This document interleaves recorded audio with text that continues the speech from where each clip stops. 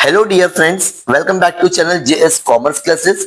ये वीडियो में हम देखेंगे लॉ ऑफ डिमांड क्या होता है, लॉ ऑफ डिमांड का आंसर आपको कैसे प्रेजेंट करना है, एकदम इजी लैंग्वेज में समझाने की कोशिश करूंगा। मेरी रिक्वेस्ट है कि प्लीज आप इस वीडियो को अपने सारे 12th क्लास फ्रेंड के साथ में शेयर करना, ठीक है। अगर वीडियो अच्छा लगे तो वीडियो को एक लाइक जरूर करना। वीडियो के एंड में आपको पता चलेगा कि वीडियो कितना इंपॉर्टेंट है। ये लॉ ऑफ डिमांड, सबसे पहले लॉ ऑफ डिमांड मतलब क्या होता है? Higher the price lower the demand. मतलब क्या होता है, जैसे जैसे कोई भी प्रोडक्ट का प्राइस बढ़ेगा वैसे वैसे उसकी डिमांड कम होगी। समझ में आ गया क्या बोला?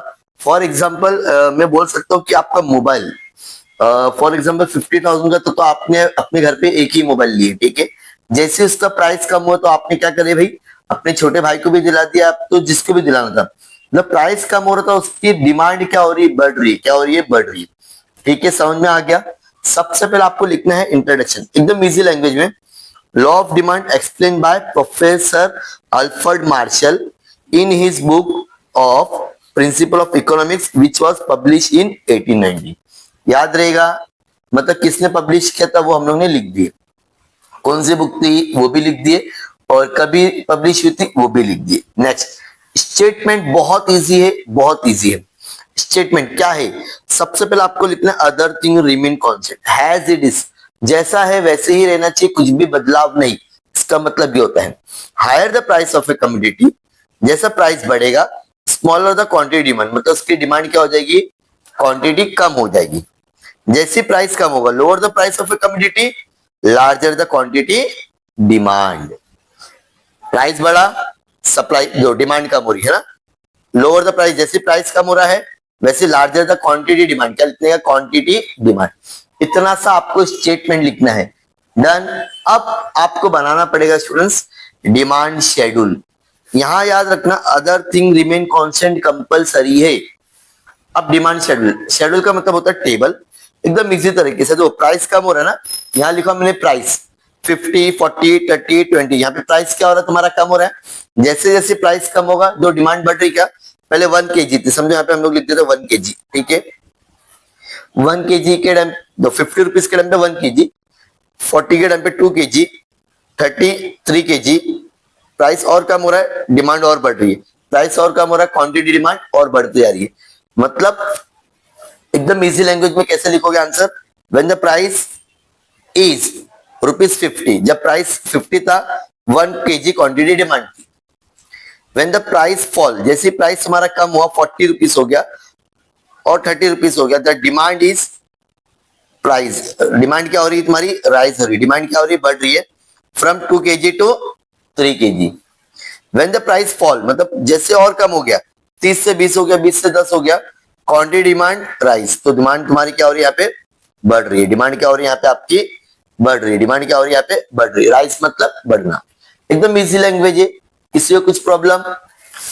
पहला इंट्रोडक्शन, स्टेटमेंट, डिमांड शेड्यूल। अब हम देखेंगे डिमांड कर्व कैसे बनाना है। एकदम सिंपल, यहाँ पर हम लोग y एक्सिस मेजर करेंगे, यहाँ पर हम लोग x एक्सिस मेजर करेंगे। अब जो यहाँ पे क्या था हमारा प्राइस था, कितना था प्राइस? 10 से लेके 50 तक, और क्वांटिटी कितनी? 1 से लेके 5 तक। तो हम लोग क्या करते हैं यहाँ पे ना प्राइस लिखेंगे, PRI प्राइस। 10 से स्टार्ट होता, 10 20 30 40 आपने लिख दिए। और आपका क्वांटिटी कितना था?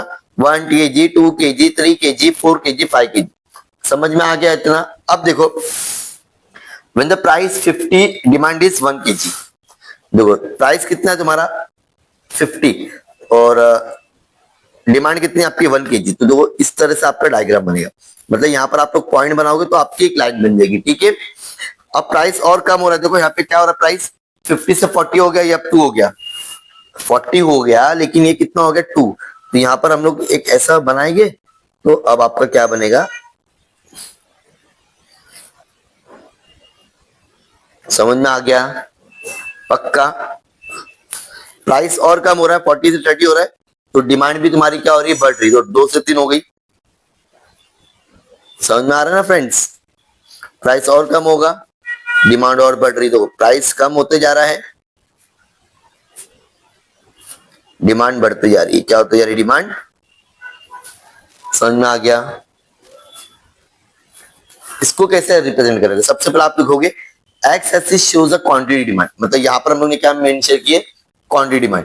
Y axis show, Y axis में हम लोग ने क्या किए, प्राइस ऑफ कमोडिटी, क्या किए, प्राइस ऑफ कमोडिटी। स्लोप ये डाउनवर्ड आ रहा है, ऊपर से नीचे की तरफ आ रहा है, क्यों, तुम्हारा प्राइस क्या होता जा रहा है, कम। ठीक है, फ्रॉम लेफ्ट टू राइट, यहाँ पे रिलेशन लिखना पड़ेगा, इनडायरेक्ट रिलेशन है, क्या है, indirect relation between price and, मतलब अपोजिट डायरेक्शन है, एक बढ़ रहा है तो एक कम हो रहा है, इसको बोलते हैं इनडायरेक्ट रिलेशन। क्या बोलते हैं फ्रेंड्स, इनडायरेक्ट। यहाँ पर आपका लॉ खत्म नहीं होगा, आपको लिखना पड़ेगा एजम्पशन, मतलब कुछ चीजें आपकी बदलना नहीं चाहिए। एजम्पशन में मतलब मान के चलो वैसे की वैसी, जैसे कि no change in size of a population, मतलब पॉपुलेशन ना तुम्हारी ज्यादा बढ़ना चाहिए ना कम होना चाहिए। फॉर एग्जाम्पल ज्यादा अगर बढ़ गई तो प्राइस कितना भी कम हो तो फर्क नहीं पड़ेगा। तो देखो, no change in size of population मतलब it is assume that the size of population remain unchange, मतलब ये बदलना नहीं है। सेकेंड है नो चेंज इन इनकम, मतलब फॉर एग्जाम्पल अगर आप तुम इन फ्यूचर आप लोग बहुत कमाओगे, आज तुम लोग कम कमा रहे हो लेकिन फ्यूचर में ज्यादा कमाओ तो वो प्राइस मैटर नहीं करेगा, प्राइस बढ़ेगा ना तो फिर भी आप लोगे, देखिए आप लोग के लिए इनकम मैटर नहीं। तो हम लोग लिख सकते हैं if the law of demand is to find true, अगर तुमको सही बताना है तो consumer income should be remain constant.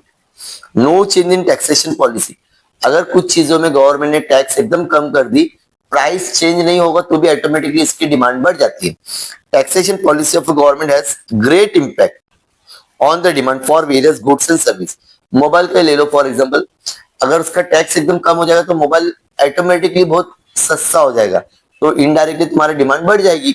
Price बदलना नहीं है फिर भी क्या हो रहा है, तुम्हारा चेंजेस हो गया, तो ऐसा नहीं होना चाहिए। इसके लिए आगे देखो, सबके आगे नो चेंज लिखा हुआ है, क्या लिखा है, no change no change. Next, no change in substitute goods. Substitute goods का मतलब क्या होता है, फॉर एग्जांपल आप गए कॉफी पीने और कॉफी का प्राइस बढ़ गया तो आपने ऑटोमेटिकली क्या कर दी, चाय का कॉफी बढ़ गया, चाय पीते ना टी, उसका प्राइस बढ़ गया तो आप ऑटोमेटिकली किसकी डिमांड करोगे, कॉफी की। तो ऐसा नहीं होना चाहिए, कॉफी का प्राइस कम हुआ क्या, नहीं, लेकिन बिकॉज ऑफ टी, मतलब चाय का प्राइस बढ़ने से आपने किसकी डिमांड कर दी, जबरदस्ती कॉफी की। It is assumed that the price of substitute remain unchanged. Any change in the price of substitute will affect the demand for the commodity. अभी जैसे मैंने आपको एग्जांपल दिया। नेक्स्ट है no change in complementary goods. Complementary मतलब for example car and petrol, अगर car बहुत सस्ती हो गई है तो ऑटोमेटिकली तुम्हारा किस पे इफेक्ट पड़ेगा, पेट्रोल भी बहुत ज्यादा सेल होगा, कि इंसान क्या करेगा, वो लेना पसंद करेगा। It is assumed that price of the complementary goods remain unchanged because change in the price of one good will affect the another demand. For example petrol का भाव बहुत बढ़ गया तो ऑटोमेटिकली डिमांड किसकी कम हो जाएगी, कार की। अभी जैसे फॉर एग्जाम्पल अभी जो तुम लोग 300-400 का रिचार्ज करते, ये ऑटोमेटिकली बहुत ज्यादा हो जाएगा, समझो 2000-3000, ऑटोमेटिकली डिमांड तुम्हारी किसकी कम हो जाएगी, मोबाइल की। ठीक उसी तरह से जो 200-300 है एकदम फ्री हो जाएगा एक साल के लिए, तो जो आदमी एक एक दो मोबाइल यूज कर रहा है और ज्यादा ले लेगा, मतलब घर पे जिसके पास भी नहीं मोबाइल वो भी ले लेगा, तो ऐसा इसके लिए नो चेंज लिखा हुआ है। अब हम देखेंगे इसकी कुछ एक्सेप्शन है, मतलब इसको हटा के, जैसे कि Giffen paradox, precious age goods, price illusions, ignorance, habitual, इसका भी एक एक मीनिंग देख लेते हम लोग। inferior goods or low quality goods are those goods or demanded does not right even the price. Giffen paradox का मतलब या inferior goods का मतलब आपने अक्सर सुने रहेंगे कि कभी कभी प्राइस कम होने पे इंसान खरीदता नहीं, सोचता कि यार यार इसकी क्वालिटी कम हो गई रहेगी, क्या कम हो गई रहेगी, क्वालिटी। बोलते ना जैसे अभी मिल्क है 40 रुपीज का, अगर कोई उसको 30 में सेल करेगा, बोले नहीं यार खराब होगा तभी तो बेच रहा है, इसके लिए। तो माने क्या पड़े लॉ ऑफ डिमांड में, प्राइस कम होने पे डिमांड बढ़ना चाहिए, डिमांड तो बढ़ नहीं रही बिकॉज ऑफ गिफन पैराडॉक्स। क्या बोलते हैं उसको, गिफन पैराडॉक्स। उसके बाद में आता है प्रेस्टिसाइज गुड्स, जैसे जो महंगी महंगी दिखावे की चीज होती है, जैसे कि सोना हो गया, मोबाइल, आईफोन, जैसे उसका प्राइस कम होने पे इंसान और नहीं खरीदता, और यार अरे ऐसा कौन खरीदेगा।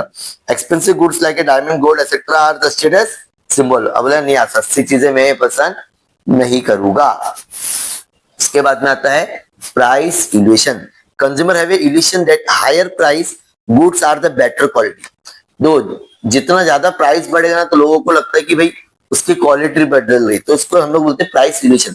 तो ये सब आपको मान के नहीं चलना, तो आपको लॉ ऑफ डिमांड काम नहीं करेगा। Ignorance, sometimes due to the ignorance people में commodity at a higher price. सब कभी कभी ना लोग ना किसी को इग्नोर करने के लिए भी क्या करते हैं, वो सारी चीजें खरीदते, भले वो प्राइस बढ़ रहा है तो भी। Habitual goods. Due to the habit of a consumption, certain goods like a tea is purchased in required quantities even at a high price. कभी कभी प्राइस बहुत बढ़ जाता है, लेकिन जिसको चाय पसंद है वो चाय पी के रहेगा, भले वो 15 की हो तो 30 की हो, वैसा वगैरह वगैरह। तो अभी हम लोगों ने पूरा डिटेल में क्या देख लिया स्टूडेंट्स, लॉ ऑफ डिमांड। बहुत इजी लैंग्वेज में मैंने समझाने की कोशिश की। जो भी स्टूडेंट्स को अगर इसका पूरा पीडीएफ चाहिए, प्लीज आप मेरे टेलीग्राम पे जुड़ जाना, मैं आपको शेयर कर दूंगा। Thank you so much.